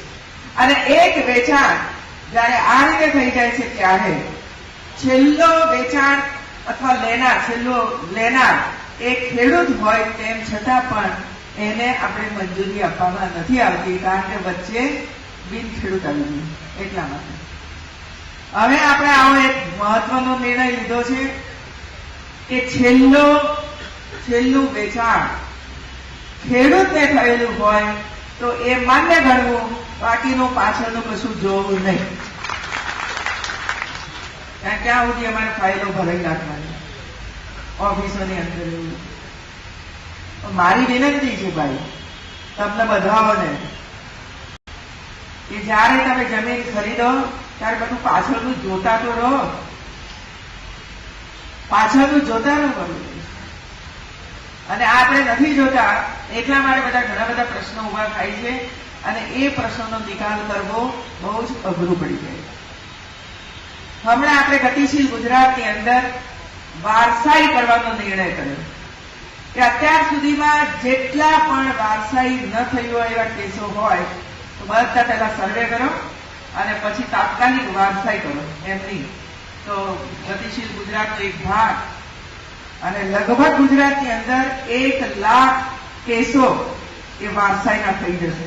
ખૂબ મોટું કામ આ સમય દરમિયાન આપણા અધિકારીઓએ પૂર્ણ કર્યું છે, લગભગ પૂર્ણ થવાનું છે. 1 લાખ કેસ કેટલી તકલીફ પડે છે એ તો તમે સમજી શકો એમ છો વારસાઈ ન કરવાને કારણે. અને વારસાઈ ન કરવાનું પણ એક કારણ એ હતું કે ભાઈ હમણાં છોકરીને જમીન ના આપી, વારસદારમાં નામ ન લખવું, એક માનસિકતા આપણી હોય છે. કાયદો કાયદાનું કામ કરે છે ભાઈ. જો કાયદો એમ કે બાપની મિલકતમાં બધા જ ભાઈ બહેનો સરખા હિસ્સેદાર હોય અને એમાં આપણે આપણી દીકરીને બાદબાકી કરી દઈએ અને બાકીનાનો હિસ્સો કરી અને આપણે બતાવી દઈએ, અને જયારે દીકરી એપ્લિકેશન કરે ત્યારે તલાટી ઉપર એક્શન લેવાય યા નાયબ મામલતદાર ઉપર એક્શન લેવાય કે તમે આ દીકરીને બાજુ પર કેમ મૂકી દીધી. હવે એ તો જવાબદારી એની છે નહીં, એને ખબર નથી તલાટીને કે નાયબ મામલતદારને કે તમારા પરિવારમાં કેટલા બાળકો છે, કેટલા દીકરા દીકરીઓ છે, એ ક્યાં જોવા જવાનું હતું. અને એટલા માટે આમાં તલાટીની જવાબદારી ન રહેતા, નાયબ મામલતદારની જવાબદારી ન રહેતા એ વ્યક્તિની જવાબદારી છે કે જે વારસાઈ કરવા માટે એપ્લિકેશન કરે છે અને પોતાના કુટુંબના ખોટા નામો આપે છે. અને એટલા માટે આપણે નક્કી કર્યું કે જે વારસાઈ કરવા માટેની અરજી કરે છે એ જવાબદાર જે વ્યક્તિ છે એ જવાબદાર વ્યક્તિ એ જ જવાબદાર ગણાશે જો પોતાના કુટુંબીજનોમાંથી 1-2 નામ ડ્રોપ કરી દીધા હોય અને એની ઇન્ક્વાયરી થાય ત્યારે સજા કોઈ તલાટી કે કોઈ ન્યાયમાં બંધન નહીં હોય, પણ સજા થશે એના માલિકને, એના જે માલિક છે, જેનો બાપ છે, એને સજા થશે. અને એટલા માટે એને એફિડેવિટ આપવું પડશે કે મારા કુટુંબમાં જે કઈ માહિતી આપી છે એ મેં તદ્દન સાચી આપી છે, અને જો એમાં કઈ ખોટું નીકળે તો સજાને પાત્ર હું છું. બીજું, લોહીના સંબંધો, દીકરો હોય દીકરી હોય એ લોહીના સંબંધો છે એકબીજાની સાથે. પહેલા આપણે એક ભાઈ બીજા ભાઈને જમીન વેચે તો આપણે પ્રીમિયમ લેતા હતા. હવે આપણે મહત્વનો નિર્ણય કર્યો કે એક ભાઈ બીજા ભાઈને જમીન વેચે તો દસ્તાવેજ ફી માત્ર 100 રૂપિયા લેવાની, માત્ર 100 રૂપિયા. ભાઈ બહેન અંદર જમીન વેચાણના દસ્તાવેજો કરે તો 100 રૂપિયા એની અંદરથી લેવાના નીકળવું છે. અને એટલે ખૂબ મોટો, ભલે રાજ્ય સરકારને એમાં નુકસાન ગયું છે, પણ એમાં રાજ્ય સરકારને નુકસાન જાય એના કરતા જે વારસદારો છે એમના અંદર જયારે એકબીજાને જમીન વેચતા હોય ત્યારે એમાં પ્રીમિયમ ન ગણતા માત્ર ને માત્ર ટોકન પ્રીમિયમ લઈ અને આ દસ્તાવેજો કરી આપવા એવો મહત્વનો નિર્ણય પણ આપણે કર્યો છે. બીજો નિર્ણય તો આપણે કર્યો છે મિત્રો, પણ તો હજુ તમે એટલા સક્રિય બન્યા નથી કે જેથી કરીને આપણો એ ઈ જમીનનો પ્રોજેક્ટ એ સફળ થાય છે. ઈ જમીનનો પ્રોજેક્ટ આપણે એટલા માટે શરૂ કર્યો કે હું જયારે 2007માં મહેસૂલ મંત્રી બની ત્યારે એટલા બધા કેસો આવવા માંડ્યા કે આમણે મારી જમીન પડાવી લીધી છે, આ મારી જમીનમાં ઘૂસી ગયો છે, આને આમ કર્યું છે, આને આમ કર્યું છે, એવી એપ્લિકેશનો આવવા માંડી. ત્યારે મને એમ થયું કે બધા એપ્લિકેશનો આવે છે, પણ સાચું શું ખોટું શું એ શોધવા માટે સમય માંગીને, અને એટલા માટે આપણે દરેક જિલ્લાની અંદર એસઆઈટીની રચના કરી. અને આ એસઆઈટીની રચનામાં આ બધા જ કેસોને આપણે મૂક્યા, જેથી કરીને કલેક્ટર, ડીડીઓ અને એસપી એ સાથે રહીને એ બધું જ કામ કરે છે. એમાં આપણે એક વસ્તુ ઉમેરી, ઘણી વખતે તમારે મારે ના બનતું હોય તો હું એ અરજી તો કરી જ દઉં, હું હેરાન થતો એવું છે એમ કરીને પેલાને હેરાન કરવા માટે પણ અરજીઓ થતી હતી એવું છે.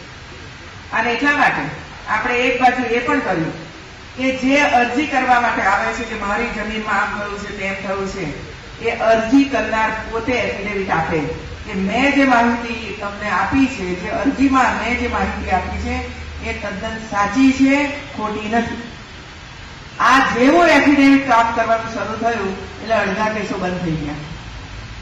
કારણ જે માણસ ખોટો હતો, બીજાને હેરાન કરવા માટે પ્રયત્ન કરતા હતા, એ તો બંધ જ થઈ ગયા, કારણ કે એના ઉપર સીધી સજા થાય એવું છે.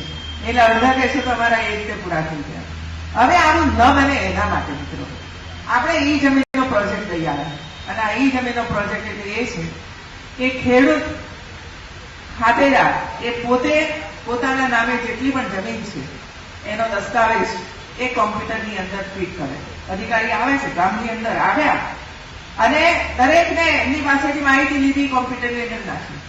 અને કોમ્પ્યુટરની અંદર નાખ્યા પછી એ જ કિસાનનો, ખેડૂત ખાતેદારના અંગૂઠાની નિશાની પણ આપણે લીધી, થમ્બ ઇમ્પ્રેશન લીધું અને એના ફેસ પણ લીધા, એનો ફોટોગ્રાફ પણ એની અંદર આવી ગયો છે. એટલે ખેડૂતના પોતાનું થમ્બ ઇમ્પ્રેશન, ખેડૂતના પોતાના ફેસના નિશાન એ કોમ્પ્યુટરની અંદર આવી ગયા. કોમ્પ્યુટરની અંદર એમની તમામ માહિતી એની અંદર આવી ગઈ એવું છે. એટલે હું માનું છું કે ખેડૂતે પછી ચિંતા કરવાની જરૂર નથી, કારણ કે તમારી સાચી માહિતી અગાઉથી તમે કોમ્પ્યુટરની અંદર મુકાવી દીધી છે. હવે માનો કે નીતિનભાઈની જમીન હું વેચવા માટે જાઉં, નીતિનભાઈએ પોતાની જમીન થમ્બ ઇમ્પ્રેશન બધું આપી દીધું છે. હવે એમનો 7 ભાગનો ઉતારો લઈ અને કોઈ બીજાને હું જમીન વેચવા માટે જાઉં તો પછી કોમ્પ્યુટર વાળા મને એમ કે તમે જરા થમ્બ ઇમ્પ્રેશન આની અંદર મૂકો. તો પહેલી જમીન નીતિનભાઈની છે, એમનો થમ્બ ઇમ્પ્રેશન અંદર આવી ગઈ છે. હવે હું માલિક બનીને જાઉં છું કે આ જમીન મારી છે, એટલે મારો થમ્બ ઇમ્પ્રેશન મુકાવશે તો બંનેના થમ્બ ઇમ્પ્રેશન મળશે નહીં. તરત જ રિજેક્ટ કરી દે છે કે આ જમીન તમારી નથી, કારણ કે તમારું થમ્બ ઇમ્પ્રેશન ખોટું બતાવે છે. અને એટલા માટે નીતિનભાઈની જમીન વેચાતી અટકી જશે. અને હું ખોટું કરવા જઈ રહી છું તે મારા ઉપર કેસ થશે કે તમે ક્યાંથી આવ્યા જમીનનો મદદ પુરાવા લઈને. આ કામ આપણે છેલ્લા 3 વર્ષથી શરૂ કર્યું છે મિત્રો. મેં હમણાં છેલ્લા 8 મહિનાથી મેં એની કોઈ પેલી નથી કરી, સમીક્ષા નથી કરી કે કેટલા ટકા થયું, પરંતુ જ્યારે શરૂઆત કરી ત્યારે 2-3 વર્ષ સુધી લગાતાર ગામડાઓની અંદર આપણી બધી એજન્સીઓ પહોંચી હતી, ગામડામાં રહીને આ બધું કામ કરતા હતા અને ત્યારે લગભગ 50-52% સુધી કિસાનોએ પોતાની થંબ ઇમ્પ્રેશન આની અંદર આપી દીધી હતી. આજે હું ફરી સમીક્ષા કરીશ કે ગાંધીનગર જિલ્લાની અંદર આવા કેટલા ખેડૂતો છે કે હજુ સુધી પણ આની અંદર આવી શક્યા નથી હોય છે. મારી તો આ બધાને વિનંતી છે કે હજુ પણ જે ગામની અંદર કેટલા ખેડૂતો થંબ ઇમ્પ્રેશન આપ્યા વગર રહી ગયા છે એની યાદી બનાવી દેવી જોઈએ અને તલાટીના કામ સોંપવું જોઈએ. તલાટી એના ગામની અંદર જ માને કે 100 ખેડૂતો છે અને 100 ખેડૂતોમાંથી 80ના થંબ ઇમ્પ્રેશન આવી ગયા છે તો 20 બાકી છે, તો 20ના થંબ ઇમ્પ્રેશન લેવા માટેનો પ્રયાસ કરી અને એમની જમીનને બચાવવા માટેનો ભરપૂર પ્રયાસ આપણે બધાએ ભેગા મળીને કરવો જોઈએ, જેથી કોઈ સામાન્ય ખેડૂત, અભણ ખેડૂત, કોઈ ગીરો માતા એની કોઈ જમીન આવી રીતે કોઈ બદવાસ પડાવી ન જાય એની ચિંતા આપણે સૌએ સાથે મળીને કરવી જોઈએ. જમીન જતી રહે આપણને અનુભવ છે ભાઈ, જમીન જતી રહે તો કેટલી મુશ્કેલીઓનો સામનો કરવો પડે છે અને પછી જાઓ કોર્ટમાં જાઓ એટલે અહીંથી ત્યાં ઉપર નીચે વકીલો ફલાણું ઢીકણું એમ કરીને લાખો રૂપિયાનો ખર્ચ થઈ જાય, વર્ષો બરબાદ થાય અને તેમ છતાં પણ આપણી હયાતીમાં તો એનો ન્યાય ન જ મળે એવી સ્થિતિ બને છે. અને એટલા માટે રાજ્ય સરકારે જ્યારે આ પ્રકારની મહેસૂલી તંત્રની અંદર આવા અનેક સુધારા કર્યા છે ત્યારે આપણે એમાં આગળ વધીએ અને આપણી જે કામગીરી બાકી હોય એ કામગીરી અધિકારીશ્રીઓ પણ એને અગમચેતી વાપરીને કરે. હવે પછીની ગતિશીલ ગુજરાતની અંદર આવા કેટલાક નિર્ણયો અમે આપવાના છીએ કે જે ફરીથી જેમ આપણે વારસાઈના બધા પ્રશ્નો ઉઠાવ્યા એમ આપણે ઈ જમીનના પ્રશ્નો પણ ઉઠાવીશું અને એ બધું જ કામ પૂર્ણ થાય એ દિશાની અંદર આપણે બધા આગળ વધીશું. મહેસૂલી કામગીરી અહીં થવાની છે મિત્રો અને એટલે આવું સુંદર ભવન જયારે તમને પ્રાપ્ત થયું છે ત્યારે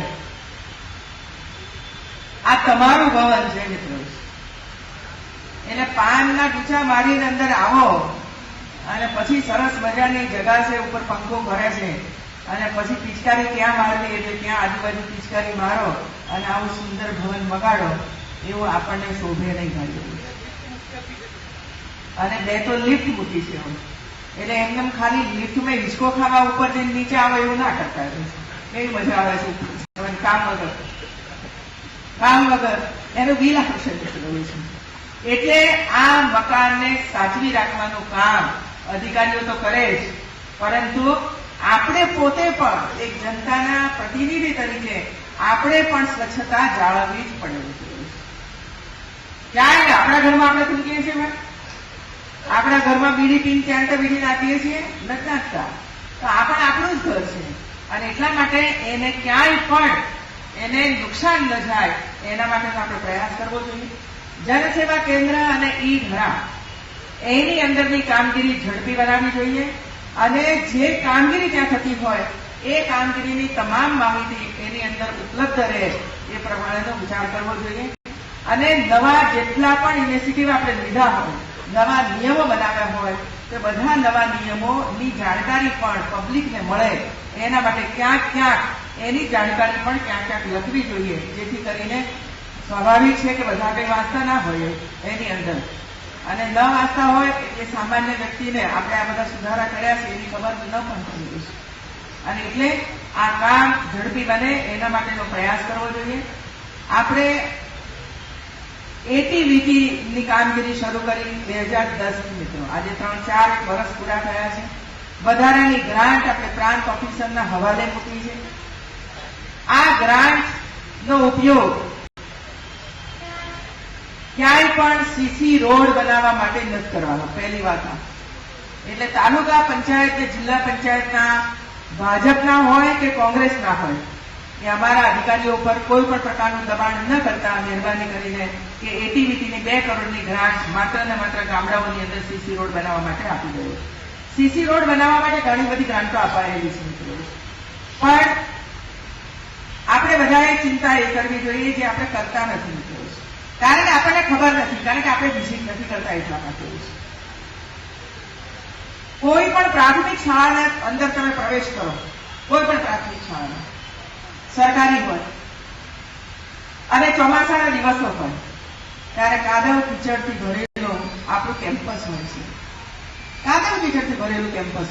બાળક ગમે તે તૈયાર થઈને બૂટ મોજા સરસ મજાના તૈયાર થઈને આવ્યું હોય, તમે યુનિફોર્મ એને આપ્યો હોય, પણ જેવો એ એન્ટર થાય કે તરત જ એના કપડા નકામા થઈ જાય, એના બૂટ મોજા બધા જ ખલાસ થઈ જાય મિત્રો. એ કાદવની અંદરથી એને શાળાની અંદર જવાનું. અને એટલા માટે અમે નિર્ણય કર્યો છે, ફાઇલ મંજૂર કરી દીધી છે કે સીસી રોડના બદલામાં પ્રાથમિક શાળાઓની અંદર જે દરવાજો છે ત્યાંથી માંડીને શાળાનો હોલ શરૂ થાય ત્યાં સુધી પેવર બ્લોક બનાવી અને એક સુંદર મજાનો રોડ બાળકોને તમે આપો છો. હવે ગામનું જ કામ છે ભાઈ આ બધું. તમારે ત્યાં સીસી રોડ બને એના કરતા 250 બાળકોના સ્વાસ્થ્ય સાથે સંકળાયેલો આ રોડ છે અને એટલા માટે એ કામનો આરંભ આપણે કર્યો છે મિત્રો. એમાં આપણે મંજૂરી આપી દેવું છે, એમાં આપણે કામ કરીએ.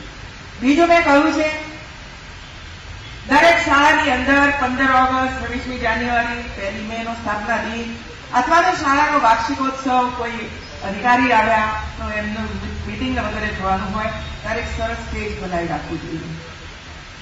રોજ પ્રાર્થના થાય છે અને આપણે યોગા કરાવવા માટે વિદ્યાર્થીઓને વાત કરી છે કે તમે યોગા કરાવો બાળકો પાસે. પણ યોગા કરાવનાર જે નિદર્શન વાળા બાળકો છે એ પણ નીચે બેસે, પેલા નીચે બેસે, જોઈ ના શકાય કે કેવી રીતે કરવાનું છે. અને એટલા માટે 2 ફૂટ ઊંચું જો સ્ટેજ હોય તો એના ઉપર પ્રાર્થના સમયે બાળકો તબલા, વાદિંત્ર વગેરે કરે. જેમ તમે અત્યારે નીચે બેઠા હતા, કોણે જોયું કોણ હતું, શું હતું બધું. તો સ્ટેજ નાનું સરખું હોય તો પ્રાર્થના કરવામાં પણ બાળકોને મજા આવે. નિદર્શન કરનાર યોગના બાળકોને પણ નિદર્શન બરાબર સામે બેઠા બધા બરાબર જોઈ શકે અને પરફેક્ટ એ લોકો યોગ અને બીજા યોગાસન વગેરે બીજું સારી રીતે જોઈ શકે અને કરી શકે. એટલા માટે ત્યાં પ્લેટફોર્મ બનાવવાની વાત આપણે કરી શકીએ. ત્રીજું મેં કહ્યું છે મધ્યાહન ભોજન યોજના. ધીરે ધીરે કરીને મધ્યાહન ભોજન યોજનામાં આપણે અક્ષય પાત્રને જોડ્યું છે. ઘરમાં પણ ન ખાઈએ એવી સુંદર વાનગીઓ બનાવીને જ્યારે આપણી ગાંધીનગર અને અમદાવાદ જિલ્લાની તમામ શાળાઓની અંદર જ્યારે મધ્યાહન ભોજન યોજના દ્વારા સુંદર મજાનું ભોજન પહોંચી રહ્યું છે ત્યારે બેસવાની વ્યવસ્થા ઠીકઠાક હોવી જોઈએ. બેસવાની વ્યવસ્થા તો ઠીકઠાક હોવી જોઈએ. મને અહીં આપ બધવાઓએ ચેક અર્પણ કર્યા, કોઈએ 5,000 કર્યા, કોઈએ 10,000 કર્યા. હું અભિનંદન આપું છું એવા મિત્રોને કે સામાન્ય માણસો હોવા છતાં પણ કન્યા કેળવણીની અંદર એમણે પોતાનું યોગદાન આપ્યું છે. મિત્રો આપણે આપણા ગામના બધા ભેગા મળીને આ બાળકો બેસી શકે એક બેસવાનો અને એક થાળી મૂકવાનો એવા પ્લેટફોર્મ બનાવી ના આપી શકીએ આપણે આપણા બાળકોને? આપી શકાય કે ના આપી શકાય? કેટલો ખર્ચ થાય એની અંદર? લોબીમાં બેસે છે એને કારણે ગંદકી થાય છે ભાઈ એવું છે. અને કોઈ સાફ સુથરો કરતું નથી. દાળ ઢોકળી અંદર પડી હોય લોબીમાં, એના ઉપરથી છોકરા દોડા દોડી કરતા હોય. તો સ્વચ્છતાના ખ્યાલ એ આપણી પાસે હોવા જોઈએ. અને એટલા માટે જરૂરી છે કે જે વધારાની ગ્રાન્ટો આપણે આપી રહ્યા છીએ એ બધી ગ્રાન્ટોનો સહી ઉપયોગ સ્વચ્છતા માટે થાય, બાળકોના હિત માટે થાય, બાળકોના આરોગ્યની પાછળ બધી ગ્રાન્ટો વપરાય એના માટે પૂરો પ્રયાસ આ દિશાની અંદર વિચાર કરીને આપણે કરવો જોઈએ. બીજો હમણાં નીતિનભાઈએ સરસ મજાની વાત કરી આપણને. હું હમણાં કોઈ કાર્યક્રમમાં ડીસામાં શાયદ ગઈ હતી ત્યારે મેં કહ્યું હતું સમૂહ લગ્નનું આયોજન આખા રાજ્યની અંદર અનેક જુદા જુદા NGO એટલે સમાજો કરતા હોય છે. ને મને બહુ આનંદ હોય છે કે દીકરીને પરણાવવા માટે આપણે બધા જ પ્રયાસ કરીએ. ગરીબની દીકરી હોય અને સમાજની અંદર પણ ખોટા ખર્ચાઓ ઓછા થાય એના માટેનો પ્રયાસ કરવો જરૂરી પણ છે, જેથી કરીને દેવામાંથી પણ સમાજ મુક્ત થાય. અને એમાં ખાસ કરીને ભોજનના દાતા હોય છે, મંડપના દાતા હોય છે, તિજોરીના દાતા હોય છે, ફર્નિચરના દાતા હોય છે. આ બધા દાતાઓ મળી આવે છે કે નહીં? બધા મળી આવે છે. આ સમાજની એક સંસ્કૃતિ છે કે આપણે ચલો હવે આ દીકરીને આપવાનું છે તો એકાદ સાડી આપો, દીકરીને આપવાનું છે તો જરા પંખો આપી આવો, દીકરીને 200 દીકરીઓ છે તો જરા આટલું આપણા તરફથી આપણે આપીએ. આ એક સુંદર મજાની હેબિટ સમાજની અંદર પડેલી છે, મદદ કરવાની ભાવના છે. ત્યારે મેં ત્યાં કહ્યું કે તમે સમૂહ લગ્નનું આયોજન કરો છો, આ બધું માન્ય બને, કરવું જોઈએ. દીકરીને આપવામાં પુણ્ય જ છે ભાઈઓ. દીકરી સુખી થાય એમ ગરીબમાં ગરીબ પરિવાર પણ ઈચ્છતો હોય છે. અને દીકરી જેમ જેમ મોટી થતી જાય ઘરમાં એમ બાપની ચિંતા પણ થતી જાય, એના લગ્ન વખતે શું આપીશું, શું કરીશું, આપણી તો કોઈ છે નહીં આપણી પાસે. ત્યારે આવા સમૂહ લગ્નોની અંદર એની આબરૂ વધતી હોય છે. દીકરીને પરણાવવાથી બધું લઈને ઘરમાં જાય એટલે ત્યાં પણ એની આબરૂ વધતી હોય છે. તો મેં એક સૂચન કર્યું છે, તમને ગમે તો સ્વીકારજો, કે માની લો કે 100 પરિવાર તમને મળે, 100 દીકરી 100 જોડા મળે, તો આ 100 જોડાનો સર્વે પહેલો એટલો જ કરી લેજો કે દીકરી સામે જાય છે જેના ઘરે, એના ત્યાં ગાજરું છે કે નહીં, એના ત્યાં ટોયલેટ છે કે નહીં. અને જો 50 કુટુંબ એવા છે કે જેમના ત્યાં ટોયલેટ છે અને 50 કુટુંબ એવા છે કે જેમના ત્યાં ટોયલેટ નથી, તો આ ટોયલેટના દાતા શોધી શકીએ આપણે. ટોયલેટના દાતા. તો દીકરી આખી જિંદગી ભર યાદ કરશે. હમણાં કેટલીક ઘટનાઓ બની નીકળવી છે કે દીકરીને પરણાવી, દીકરી સાસરે ગઈ, તો એમાંથી 3 દીકરીઓ સાસરેથી પાછી આવી. કેમ? ટોયલેટ જ નથી, એમાં જવું જ નથી. ટોયલેટના અભાવને કારણે દીકરી સાસરેથી પરત આવી થાય. આપણે નથી ઈચ્છતા કે વાંચતે ગાતે પરણાવેલી દીકરી માત્ર ને માત્ર બધું જ સરસ મજાનું હોય, સાસુ પણ સરસ એને રાખતી હોય, સસરા પણ પ્રેમ કરતા હોય, દેરાણી જેઠાણી પણ એને સ્વીકારી લીધી હોય, પરંતુ એક જાજરૂના અભાવને કારણે એને બધું છોડીને પિયરમાં પાછું આવવું પડે. એ આપણી કમનસીબી છે. અને એટલા માટે દેગામ અને ગાંધીનગર જિલ્લાના સૌ મિત્રોને મારી વિનંતી છે કે આ બધું જે કંઈ આપો છે માન્ય છે, પરંતુ જેના ઘરમાં જાજરૂ ના હોય તો આપણે જાજરૂના દાતાઓ શોધી કાઢીએ અને એને 100% જાજરૂ બની જાય. અને જ્યારે સરકાર થોડું ઉમેરશે ચાલો, તો એ જયારે સાસરે જાય ત્યારે સરસ મજાનું જાજરૂ એને જોવા મળે. અકબર અને બીરબલની એક કથા છે મિત્રો. અકબર અને બીરબલને તો તમે બરાબર જાણો છો ને, એની બધી કથાઓ આપણે અનેક વાર સાંભળી છે. તો અકબર એક વખતે બીરબલને પૂછ્યું કે બીરબલ મને બતાવો કે શ્રેષ્ઠ કાર્ય કયું, શ્રેષ્ઠ કાર્ય કયું એમ. એટલે બીરબલ તો કે હું 2 દિવસ પછી બતાવું તમને કે શ્રેષ્ઠ કામ કયું. એટલે એને વિચાર કર્યો કે કેવી રીતે આ કામ કરવું. એટલે એને અકબરના મહેલની અંદર જે કાયમ માટે જાજરૂ જતા હોય ને એને તાળું મારી દીધું, તાળું મરાઈ દીધું. આમાં અકબર પાછા સવારમાં ઉઠ્યા પછી ટોયલેટ જવું હતું, તો ટોયલેટ દરવાજે તાળું મારેલું હતું અને ચાવી ગુમ કરી દીધી હતી. તો અકબર રાજા એવા ધુઆ થઈ ગયા, કોણે તાળું માર્યું છે, કોણે તાળું માર્યું છે, શું કામ તાળું માર્યું છે. કોઈ જવાબ આપે નહીં. શું થયું, એટલા અકળાયા કે હવે મારે કરવું શું, હવે મારે કરવું શું. બોલાવો બીરબલને. એટલે બીરબલ તો બાજુમાં જ હતો. બીરબલ આવી જાઓ, સર શું થયું. એટલે કે શું થયું, જો તો તાળું માર્યું છે, મારે જવાનું ક્યાં. તો કે શ્રેષ્ઠ કામ જ આ છે. તમે મને પ્રશ્ન પૂછો છો ને કે શ્રેષ્ઠ કામ કયું, તો કે પહેલું કામ શ્રેષ્ઠ આ છે કે તમે તમારી શરીરની સફાઈ કરી નાખો પહેલા. એ શ્રેષ્ઠ કામ છે. તો શરીરનું સ્વાસ્થ્ય જાળવવું હશે અને ગુજરાતને પણ સ્વાસ્થ્યપ્રદ બનાવવું હશે તો દરેકના ઘરની અંદર ટોયલેટની આવશ્યકતા રહેશે. મિત્રો આપ સૌ આ કાર્યક્રમમાં આવ્યા, આવું સુંદર ભવ્ય મકાન કામ કરવા માટે તમને સમર્પિત કરીએ છીએ. એનો સહી ઉપયોગ થાય અને આવનારને અને કામ કરનારને એકબીજાની સાથે સહયોગી બની અને આપના પ્રશ્નોનો નિકાલ બહુ ઝડપથી આવે એના માટેનો સતત પ્રયાસ કરજો. કોઈ અંદર બીડી ના પીવે, કોઈ અધિકારી પણ બીડી ના પીવે અંદર, એની કાળજી પણ લેવાની છે મિત્રો. અને સ્વચ્છતા અને સુંદરતા કેમ્પસની હોય એ બધું જ આપણે કરતા રહીશું. આપ સૌએ અમારું સ્વાગત સન્માન કર્યું બદલ આપ સૌનો ખૂબ ખૂબ આભાર. ધન્યવાદ. ખૂબ ખૂબ આભાર મુખ્યમંત્રી શ્રી આપનો. રાજ્ય સરકારના ઉમદા કાર્યોની વાતો આપણે અમારી વચ્ચે મૂકી છે. આભાર વ્યક્ત કરીએ છીએ. દ્રષ્ટાંતોના માધ્યમથી વિચારો આપણી વચ્ચે મૂક્યા છે. ફરી એકવાર તાલીઓના ગડગડાટથી આભાર વ્યક્ત કરીએ છીએ મુખ્યમંત્રી શ્રીનો. હવે તો